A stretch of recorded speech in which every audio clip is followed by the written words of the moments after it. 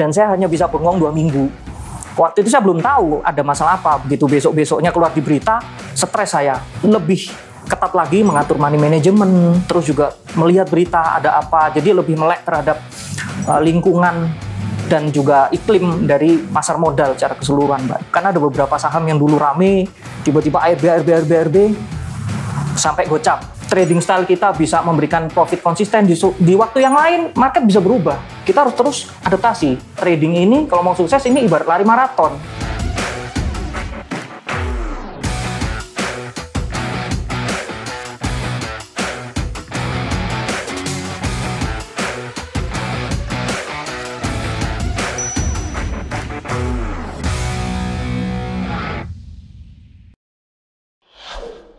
Halo Sobat Wirasat, welcome to Hidden Masters bersama saya Ardina Glenda. Kali ini kita spesial berada di kota pahlawan, yaitu kota Surabaya, tepatnya di OIM Wirasat cabang Maijen Sunggono. Nah, penasaran kan siapa master yang berada di Surabaya kali ini? Yap, langsung saja yuk kita sapa seorang professional trader, Aryo TW. Halo Mas Aryo. Halo Mbak Glenda. Welcome to Hidden Masters. Oke, terima kasih atas waktunya Mbak. Sudah diberi kesempatan untuk berkenalan dengan teman-teman semua, sobat-sobat Mirai Aset. Tentunya ya, kita juga senang sekali nih bisa bertemu Mas Aryo di kota kelahirannya, betul ya? Saya lahirnya di Kalimantan, Mbak. Oh, jauh. Tapi udah lama di sini. Oke. Jadi hitungannya orang sini lah, Mbak. Oke, sejak kapan berada di Surabaya nih? Saya Surabaya dari tahun 96. Penduduk numpang tinggal lama di sini.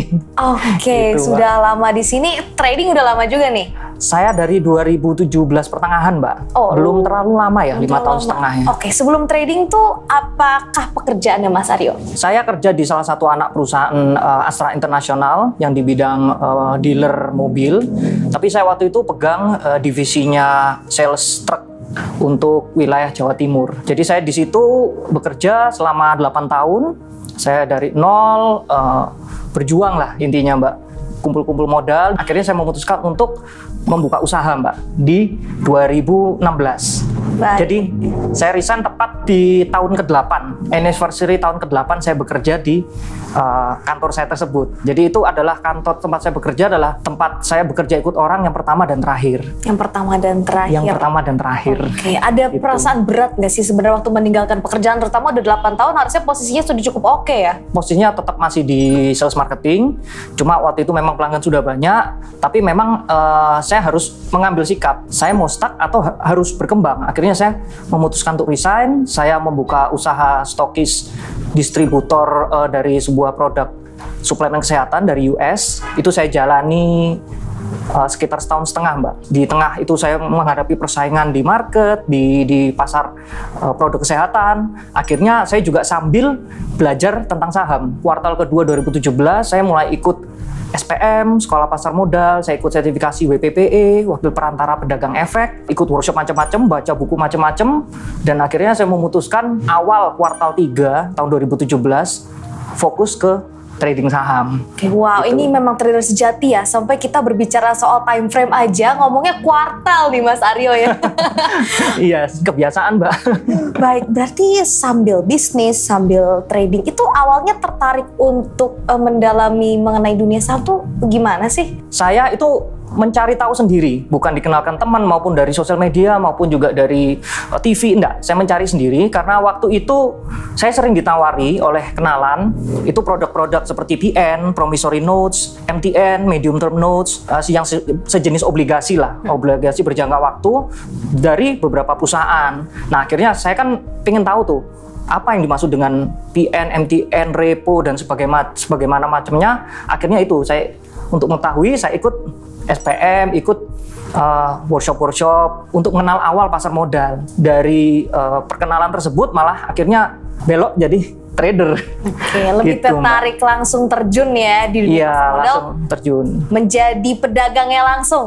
Pedagangnya Gitu ya. langsung. Dari tahun 2017 sampai dengan 2022, ya sudah sekitar 5 tahunan ya menjalani 5 profesi. Itu sudah langsung full time trader tuh dari tahun 2017? Langsung, Mbak. Langsung. Betul desa langsung. Langsung. Dan Ya. dari awal pun tadi langsung serius ya, sampai ngambil Betul. sertifikasi WPPE semuanya. Betul, saya nggak mau setengah-setengah, Mbak. Dulu kerja ikut anak perusahaan Astra sampai 8 tahun, melewati segala suka dukanya, terus juga waktu berbisnis yang awal stokis itu suka dukanya saya jalani, tapi saya berani banting setir. Kalau memang saya lihat ke depannya mungkin saya akan stuck macet di situ, langsung berani banting arah lah. Opportunity apa sih yang Mas Aryo lihat waktu itu sehingga berani banting setir jadi full time trader langsung? Karena saya melihat beberapa di YouTube ya, ada disebutkan trader-trader luar yang sukses juga. Waktu itu saya juga nonton videonya Bapak Lo Keng Hong, investor sukses.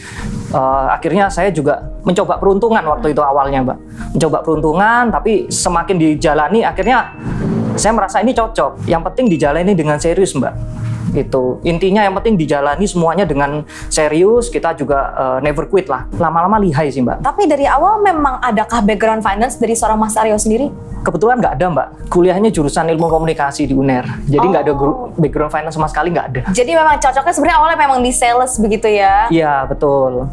Tapi bersyukur, Mbak, sudah diberi kesempatan untuk bekerja selama 8 tahun di sales. Penjualan juga barang-barang yang sulit dijual, seperti truk.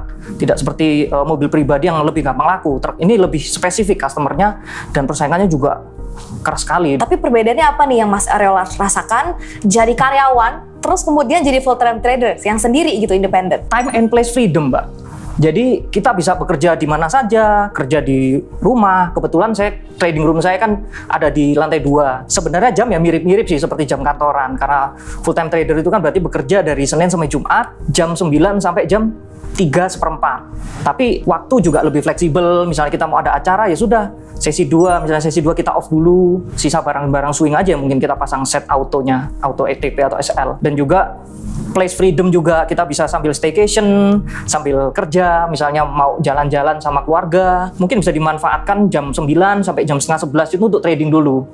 Cari-cari ya cuan lah. Habis itu ya lumayan kan, bisa buat makan, bisa buat jalan-jalan, ya udah biayanya diambil dari situ. Balik modal ya. Betul. Jadi ya time and place freedom bagi saya, dan pressure-nya berbeda sekali, Mbak. Mengambil keputusan menjadi full time trader, apakah sudah berkeluarga waktu itu Mas Aryo? Kebetulan belum.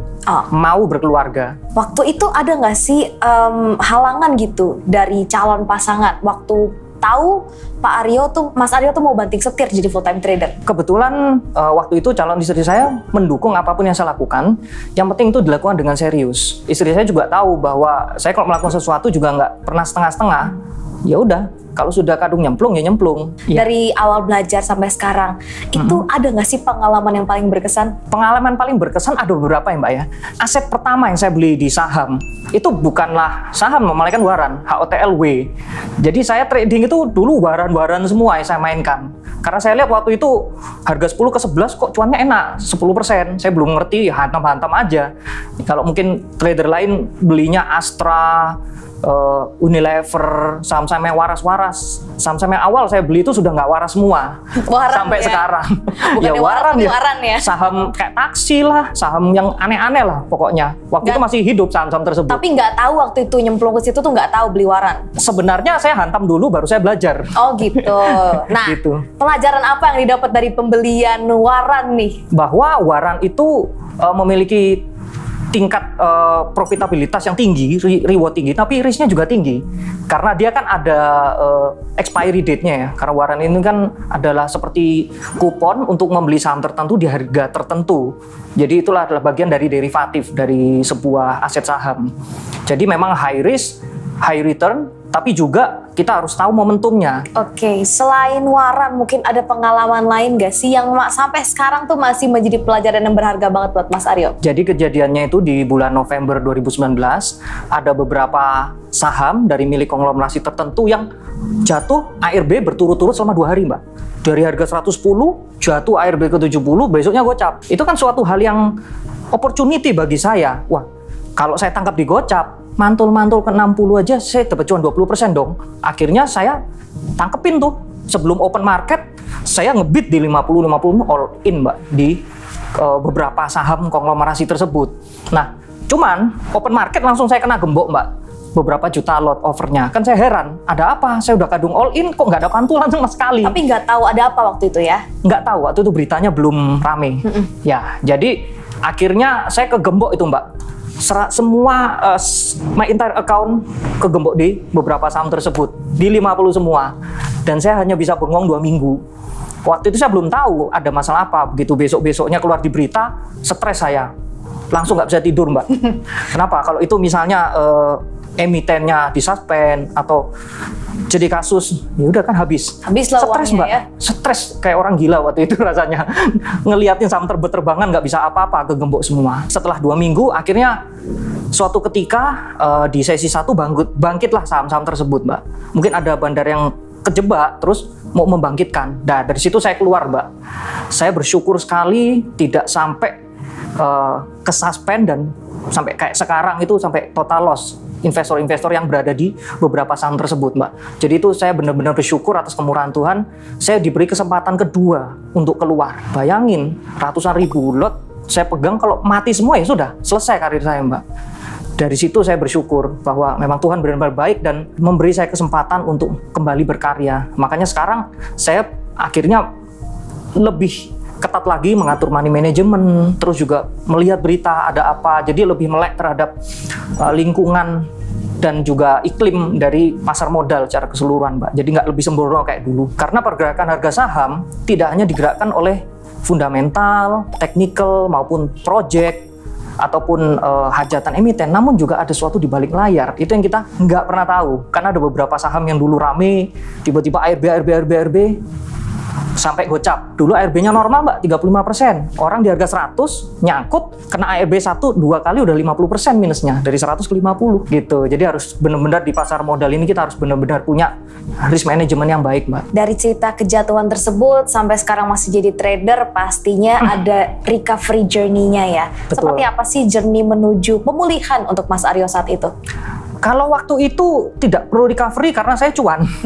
Tangkap di 50, kegembok 2 minggu, pas bangkit ada saham A saya jual di 52, saya dapat 4%. Ada saham B saya dapat 10%, jual di 55, dia sempat mantul sampai 60 tapi saya 55 clear.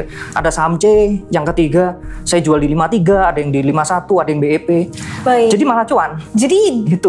bener-bener average-nya di 50. 50. Betul-betul. Jadi itu tiap hari selama 2 minggu stres itu mantengin market, ngeliat Iya, matengnya setiap hari jemur barang gitu ya. Iya, keuntungnya waktu itu saya pasang jemuran, setelah lewat 1 minggu saya udah pasrah, nggak pasang over, tiba-tiba bangkit aja tuh. Akhirnya malah saya bisa jual di atas 50. Tapi ya itulah, saya bersyukur bisa dikasih selamat. Kalau kita mau nanya nih, kita udah mulai ke strateginya. Mas Aryo ini style-nya seperti apa sih? Apakah scalping atau investing? Kalau saya melakukan 3 style Mbak, mainly kalau di depan layar itu pasti saya scalping, saya juga melakukan day trading dan juga swing Mbak. Jadi kalau scalping itu saya mencari saham-saham yang rame, saham-saham yang transaction value dan volumenya besar, volatilitasnya besar, itu saya main. Saya pasti pakai aplikasi HOTS untuk scalping. Terus ada juga day trade. Day trade itu kan beli dan jual di hari yang sama atau besoknya kan. Ada juga melakukan swing. Swing itu saya fokus di buy on weakness. Saya fokus beli di area support. Seperti misalnya di support MA20, MA60 daily, maupun juga di lower neckline dari sebuah chart pattern. Misalnya double bottom, ini potensi double bottom saya beli di situ untuk swing. Dan pakai money management, misalnya itu break masih bisa. Saya ada buy area 1, 2, 3 saya tentukan. Batas gitu. resiko untuk masing-masing style gimana Mas Aryo? Kalau scalping saya batasi paling tidak BEP atau 1-2% aja Mbak.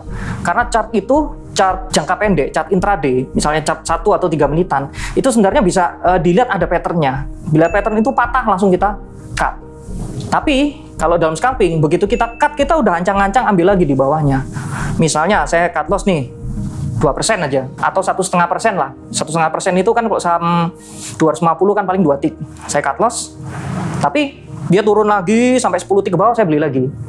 Di situ ada titik pantulan, ya udah saya TP, lossnya hilang. Karena kalau scalping harus benar-benar disiplin. Jaraknya nggak panjang, kecuali swing Mbak. Swing mungkin bisa, misalnya support area 1, buy area 1 itu misalnya MA20, break, kita lihat lagi dekat situ ada MA60, kita buy area 2 dengan sistem piramid. Itu ada strategi masing-masing. Jadi saya melakukan 3 style itu bersamaan. Beda-beda akun sih. Kalau Mas Aryo sendiri mantau chart pattern nggak? Sangat. Favoritnya yang mana nih? Double bottom, terus ascending triangle, ascending scallop, itu pattern yang biasa berlaku baik untuk chart daily atau intraday. Swing juga sama? Swing sama. Swing sama day trade atau scalping sebenarnya sama Mbak. Beda di panjang pendeknya time frame. Memilih saham, itu screeningnya dilihat dari apa atau mungkin menu apa nih di HOTS? Real time screening itu saya pasti pakai running trade. Nah running trade itu saya setel Kan bisa di HODS disetel volume itu 100 lot sama price range itu 50 sampai 2000. Yang akan muncul di running trade adalah hanya transaksi yang di atas 100 lot, Mbak. Kan banyak tuh saham gorengan yang spam, suka spam. Itu saya nggak perlu bikin pedes mata aja. Satu-satu Menu-menu ini ya, betul. Termasuk kalau saya sendiri spam, biar saya nggak bisa lihat spam saya gitu. Dan juga range-nya 50 sampai 2000. Yang kedua adalah signal search, Mbak. Menunya 0112. Signal search itu bisa kita set, jadi ada saham-saham yang dalam jangka waktu 5 menit terakhir terjadi volume besar, yaitu volume advance, itu bisa muncul di screening signal tersebut. Atau breakout 5 candles day high bisa, itu berarti ngebreak dari titik tertinggi candle dalam 5 hari dan atau 20 hari. Juga saya lihat Easy Desk yang bisa melihat top persen gainer, top persen loser secara real time. Kita bisa fokus pada saham yang ramai. Itu secara real time bisa kelihatan. Menunya 1234. Kalau end of day atau di saat waktu-waktu senggang, kita bisa pantau itu menu news. News itu kan banyak, ada berita corporate action, berita hajatan-hajatan emiten. Nah, itu yang bisa memberi kita paling tidak potensial watchlist untuk dipantau. Siapa tahu emiten tersebut perlu untuk mengerek harga sahamnya, kita bisa pantau. Ada juga easy condition search. Kita bisa mencari saham-saham yang harga closingnya sesuai dengan kriteria kita. Misalnya mendekati golden cross, MA20 memotong MA60, atau reversal candle, itu bisa kita cari. Bisa dicek di HODS nanti, easy condition search. End of day itu sangat berguna. Mas Aryo ini berarti tipe yang menggambar garis kah di chart pattern? Saya gambarnya pakai mata aja, Mbak. Garis imajiner. Soalnya nggak keburu kalau scalping pakai tarik-tarik garis dulu. Kelamaan nanti nggak keburu cuan ya. Betul. Kita langsung pakai ilusi, pakai fantasi aja. Saya Fibonacci aja langsung Fibonacci kuadran bagi 4 langsung bisa kelihatan dari highest lowest intraday candle. Oh, sini kira-kira tangkap di sini, tangkap sini. Wah. Jadi kelamaan soalnya kalau harus gambar dulu. Memang kalau sudah master beda ya. Berapa lama sampai semahir itu, Mas Aryo? 5,5 tahun ini. Satu hari, sekarang kan 4 jam ya. Yang 4 jam itu saya di market. Dulu sebelum COVID kan 5,5 jam, ya 5,5 jam itu saya di market. Si setting harga sampai 2000, berarti Mas Aryo nggak mau trading yang blue chip nih? Bisa, Mbak. Oh, bisa. Tapi tidak lewat running trade. Oke. Easy Desk. Baik. Easy Desk itu kan seluruh range harga keluar. Gitu. Jadi kan bisa kelihatan tetap. Itu bergerak secara real time, Mbak, Easy Desk. Favoritnya Mas Aryo nih mainnya di tier yang atas, menengah, atau mungkin yang third liner nih? Third liner. Third liner. Sama Suka yang second liner kalau untuk swing. Oke, suka yang Iya. volatil, beresiko ya. Iya, betul. Sudah cukup serius nih kita ngomongin strategi tradingnya Mas Aryo. Tapi kalau kita ngomongin soal keseharian, mungkin ada hobi-hobi unik nggak sih yang Mas Aryo suka lakukan? Kebetulan kan saya suka karaoke, Mbak. Wah, temennya saya dong nih. Iya, Sangat boleh. bareng nih Karaoke kita. online ya? Iya. Jadi saya kalau market sudah stagnan, sudah nggak banyak gerak, mungkin sekitar jam 11, itu saya biasanya karaoke sambil tetap lihat running trade. Oke. Gitu. Kan di YouTube kan sekarang banyak ya versi-versi karaoke, minus one, instrumental, akustik dan sebagainya. Itu tinggal dicari aja, bikin list, jalan sendiri, udah sambil. Wah, sambil nungguin nyanyi. ada yang tiba-tiba spike gitu ya. Betul. Oh, Jadi unik sekali. ya biar nggak bosen, Mbak. Jadi orang di lantai bawah trading room saya itu sudah tahu kalau saya udah mulai karaoke, berarti marketnya sudah stagnan, Oke. sudah nggak gerak. Mas Aryo sebagai salah seorang scalper handal nih di pasar modal Indonesia, mungkin boleh bagi tips dan triknya buat para scalper pemula? Yang pertama adalah lebih baik teman-teman itu start small. Mulai dari akun yang kecil. Saat kita memasuki suatu bidang bisnis yang baru, tentunya risiko akan lebih besar dari potensi. Karena memang kita kan belum memahami suatu market. Jadi saran saya start small, pakai akun kecil dulu. Nanti seiring kalau teman-teman skillnya sudah bertambah, sudah lebih baik, konsisten, profitabilitasnya lebih konsisten, baru diperbesar gitu. Terus yang kedua, itu never stop. Kita belajar ini pasti tantangannya banyak sekali. Challenge kita di mana kita harus menghadapi segala dinamika market. Misalnya satu waktu trading style kita bisa memberikan profit konsisten, di waktu yang lain market bisa berubah. Kita harus terus adaptasi. Makanya itu kita nggak boleh berhenti berlari. Karena trading ini kalau mau sukses ini ibarat lari maraton. Bukan yang paling cepat yang bisa menang, tapi yang endurance dan fokusnya paling tinggi. Dan yang ketiga adalah kita hendaknya selalu bersyukur pada rezeki-rezeki kecil. Jadi karena kalau kita pandai bersyukur terhadap rezeki kecil, Tuhan akan suatu saat menitipkan rezeki yang besar bagi kita. Kemudian yang nomor 4, hendaknya kita jangan iri melihat rumput tetangga yang nampak hijau. Karena biasanya yang tampak hijau di pekarangan, yang merah disimpan di kamar, Mbak. Gitu. Jadi tidak ada di trading strategi apapun yang memiliki win rate 100%. Tidak ada. Trading style yang bagus pun, trading strategi yang bagus, itu paling bagus mungkin sekitar 70-80% win rate-nya. Secara konsisten. Luar biasa asik nih ngobrol sama master dari Surabaya ini, Mas Aryo TW. Satu pertanyaan terakhir buat Mas Aryo TW. Definisi sukses untuk Mas Aryo itu apa? Definisi sukses bagi saya adalah yang pertama, di saat kita tidak perlu bekerja lagi untuk mencari uang. Karena uang yang telah bekerja buat kita. Jadi itu yang bisa disebut financial freedom ya, seperti yang bisa diceritakan oleh orang-orang. Yang kedua adalah di mana kita bisa punya banyak waktu untuk senang-senang dengan keluarga, di saat kita bisa bebas untuk melakukan hal-hal sosial, filantropis dan sebagainya. Karena memang uang tersebut sudah bekerja untuk kita, itu yang disebut dengan time freedom. Dan yang ketiga adalah di saat kita sudah tidak perlu pusing lagi memikirkan bagaimana cara cari uang untuk mengcover semua kebutuhan kita. Jadi itu yang disebut dengan mind freedom bagi saya. Kalau sudah 3 hal itu sudah tercapai, bagi saya itu adalah definisi sebuah kesuksesan. Dan saya pun juga masih berjuang, masih jauh dari kata sukses. Jadi kita harus bekerja keras di masa muda supaya di masa tua kita nggak perlu bekerja lagi. Uang yang bekerja bagi kita. Luar biasa, terima kasih banyak buat ilmu dan waktunya Mas Aryo. Iya. Mudah-mudahan bisa menjadi inspirasi nih buat sahabat Peraset di luar sana. Iya, baik. Sahabat Peraset, itu dia tadi perbincangan kita bersama dengan seorang profesional trader yaitu Aryo TW yang berasal dari Surabaya. Mudah-mudahan bisa bermanfaat buat sahabat Peraset, terutama yang pengen jadi scalper juga. Sampai jumpa lagi sahabat Peraset di episode Hidden Masters berikutnya.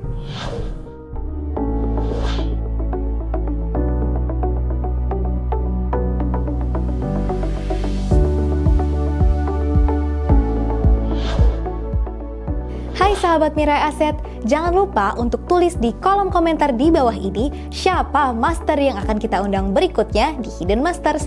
Jangan lupa untuk like, share, dan subscribe untuk terus menyaksikan kisah-kisah inspiratif dari para masters hanya di Hidden Masters. Sampai jumpa di episode berikutnya.